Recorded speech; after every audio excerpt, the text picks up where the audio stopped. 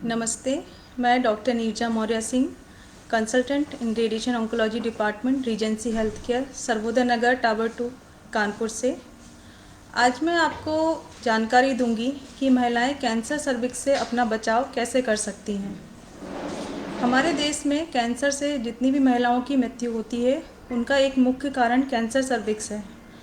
और ये देखा गया है कि हर घंटे में 8 में से 1 महिला की मृत्यु कैंसर सर्विक्स से होती है। दिन प्रतिदिन कैंसर सर्विक्स के जो केसेस बढ़ रहे हैं और उनसे इतनी अधिक जो मृत्यु हो रही है, उसका मेन रीज़न है जनरल पॉपुलेशन में कैंसर सर्विक्स के बारे में जानकारी ना होना और इसकी स्क्रीनिंग के बारे में अवेयर ना होना। तो ये देखते हुए आजकल के सिनेरियो में महिलाओं को कैंसर सर्विक्स के बारे में एजुकेट करने की बहुत आवश्यकता है। कैंसर सर्विक्स का मुख्य कारण है ह्यूमन पैपिलोमा वायरस इन्फेक्शन का होना। 99% केस कैंसर सर्विक्स के केसेस में ह्यूमन पैपिलोमा वायरस के इन्फेक्शन को डिटेक्ट किया गया है। ये एक सेक्सुअली ट्रांसमिटेड वायरस है जो सेक्सुअल कॉन्टैक्ट से और या फिर मदर से चाइल्ड के थ्रू फैल सकता है।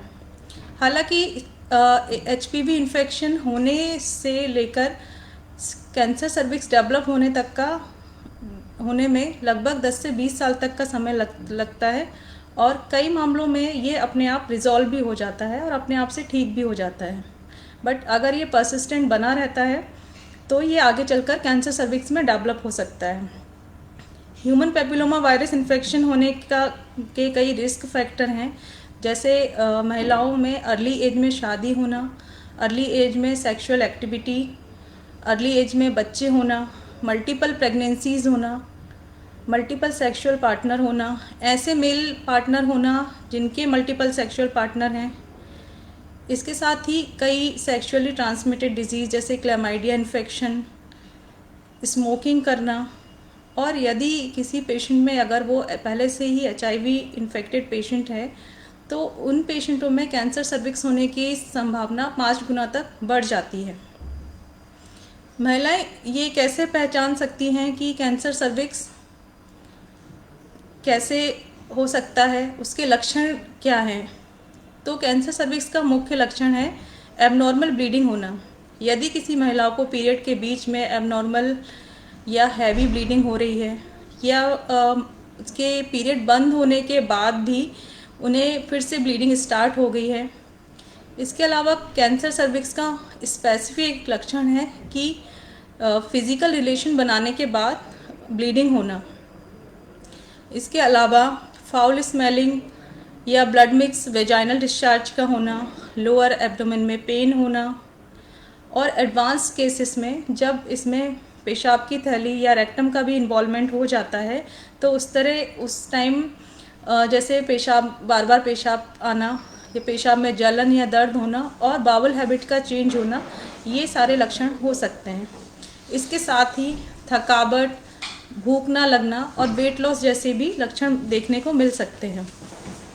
कैंसर सर्विक्स के बचाव के लिए महिलाओं को हाई रिस्क सेक्सुअल बिहेवियर को कैसे कम करना है, इसके बारे में एजुकेट होने की ज़रूरत है।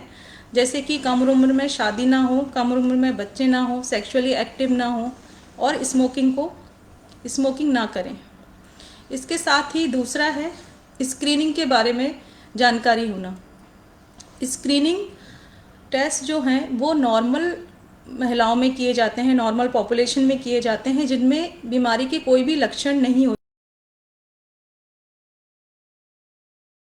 किसी महिला में सिम्टम्स आने से पहले ही उनके अर्ली साइंस के द्वारा ये पता लगा सकते हैं कि उसमें बीमारी हो सकती है या नहीं। स्क्रीनिंग टेस्ट के अंतर्गत कुछ साइटोलॉजी टेस्ट किए जाते हैं, जिसमें से एक गोल्ड स्टैंडर्ड है पैप स्मीयर। पैप स्मीयर एक नॉन इन्वेसिव पेनलेस टेस्ट है जिसमें सर्विक्स की सेल्स को एक ब्रश या स्पैचुला के द्वारा स्क्रैप किया जाता है और फिर उसमें माइक्रोस्कोपी से ये देखा जाता है कि उसमें कोई एबनॉर्मल या प्री कैंसरस या कैंसरस सेल तो नहीं है। इसके साथ ही दूसरा टेस्ट है HPV टेस्टिंग जिसमें देखा जाता है कि महिला को ह्यूमन पैपिलोमा वायरस का इन्फेक्शन है या नहीं और वो किस टाइप का इन्फेक्शन है, उसमें ह्यूमन पैपिलोमा वायरस के कौन कौन से टाइप हैं। इससे ये पता चलता है कि आगे चलकर उस महिला में कैंसर सर्विक्स डेवलप होने की चांसेस हैं या नहीं।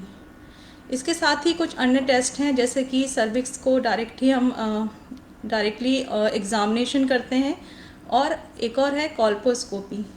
इनमें से यदि किसी भी टेस्ट में एबनॉर्मलिटी आती है, कुछ अनियमित सा दिखता है, तब हम उसमें इन्वेसिव टेस्ट करवाते हैं, जैसे कि बायोप्सी।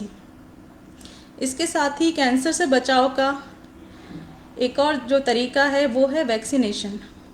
हमारे देश में कैंसर सर्विक्स के लिए 2 तरह की वैक्सीन उपलब्ध हैं।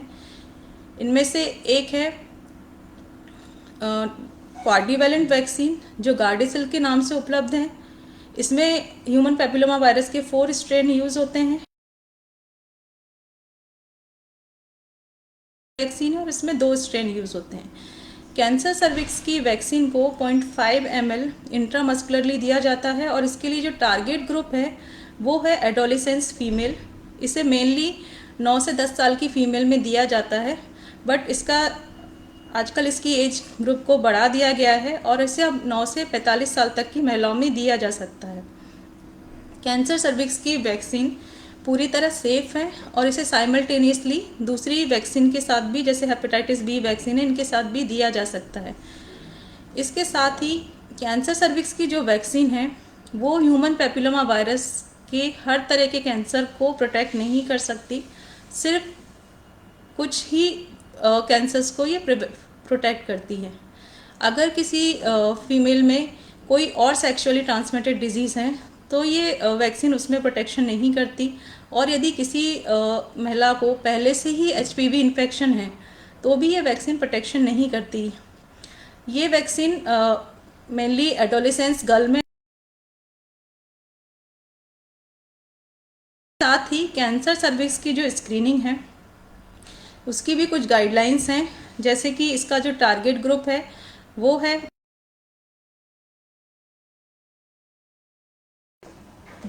पैप स्मीयर को 25 साल की उम्र में शुरू कर देना चाहिए, और यदि इसके साथ प्राइमरी HPV टेस्टिंग या को टेस्टिंग कर रहे हैं तो उसे भी 30 साल की उम्र से स्टार्ट कर देना चाहिए। पैप स्मीयर को हर 3 साल में रिपीट करते हैं, और HPV टेस्टिंग को या को टेस्टिंग को हर 5 साल में रिपीट किया जाता है। यदि किसी महिला की उम्र 65 साल हो चुकी है और उसका पिछले 15 साल से कंटिन्यूस टेस्ट नेगेटिव आ रहा है तो हम उसे स्क्रीनिंग करने की, तो उनमें स्क्रीनिंग टेस्ट में करने की आवश्यकता नहीं होती। इसके साथ ही फॉलोअप केसेस में, ऐसे पेशेंट में जिनमें कैंसर सर्विक्स हो चुका है, उनमें भी हर साल ये स्क्रीनिंग टेस्ट किए जाते हैं। ऐसे फीमेल्स में जिनमें किसी कारण से हिस्टेक्टोमी हो चुका है या बच्चेदानी का ऑपरेशन हो चुका है और उनकी हिस्टोपैथोलॉजी में रिस्क फैक्टर है, जैसे कार्सिनोमा इन सिटू आया है, तो उनमें भी स्क्रीनिंग करने की आवश्यकता होती है, और इसे हर 6 से 18 महीने में स्क्रीनिंग किया जाता है।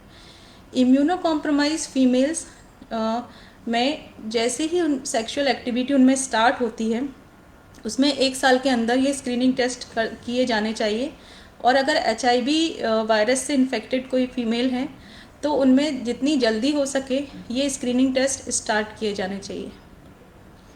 आई होप आपको ये जानकारी पसंद आई होगी, आपको इससे हेल्प मिलेगी, और आप भी इन स्क्रीनिंग टेस्ट के द्वारा और वैक्सीनेशन के द्वारा कैंसर सर्विक्स होने से पहले ही कैंसर का बचाव कर सकते हैं। Thank you.